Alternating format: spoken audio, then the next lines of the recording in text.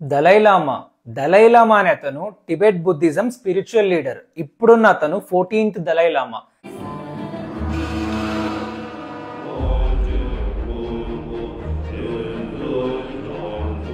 అయితే దలైలామాని ఎలా సెలెక్ట్ చేసుకుంటారు?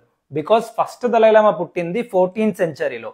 అప్పటి నుంచి చూసుకుంటే ప్రతి దలైలామాని ఎలా సెలెక్ట్ చేస్తారంటే వాళ్ళు కొన్ని ట్రెడిషన్స్ ఫాలో అవుతారు. ఎగ్జిస్టింగ్ దలైలామా చనిపోయిన తర్వాత నెక్స్ట్ 2 to 3 years లో ఒక చిన్న అబ్బాయిని దలైలామా లాగా రికగ్నైజ్ చేస్తారు. దానికి వాళ్ళు కొన్ని థింగ్స్ ఫాలో అవుతారు.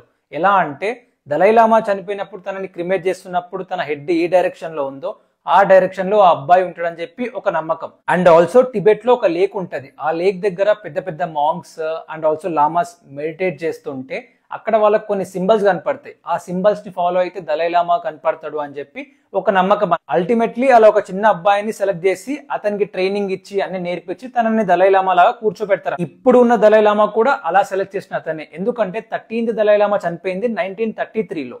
తను చనిపోయిన తర్వాత 1935లో ఇప్పుడున్న దలైలామా పుట్టిండు. అయితే 1937లో తను 2 years ఉన్నప్పుడే తనని దలైలామా లాగా రికగ్నైజ్ చేసిండ్రు. ఎలా అంటే ప్రీవియస్ గా 13th దలైలామా ఎవరైతే ఉన్నారో తన థింగ్స్ ని కొన్ని ఈ చిన్న అబ్బాయికి చూపిస్తారు. చూపించినప్పుడు అవి గుర్తుపడితే తననే దలైలామా లాగా రికగ్నైజ్ చేస్తారనమాట.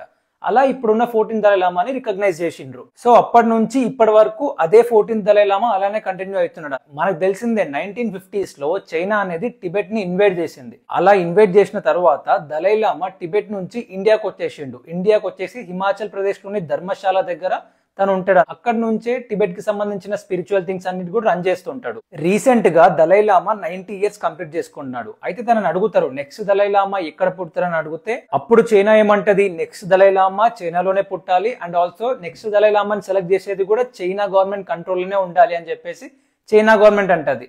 దానికి దలైలామా చెప్తాడు నెక్స్ట్ దలైలామా మాత్రం చైనాలో పుట్టడు, చైనా బయటనే పుడతాడు అని చెప్పేసి దలైలామా కన్ఫర్మ్ చేస్తాడు.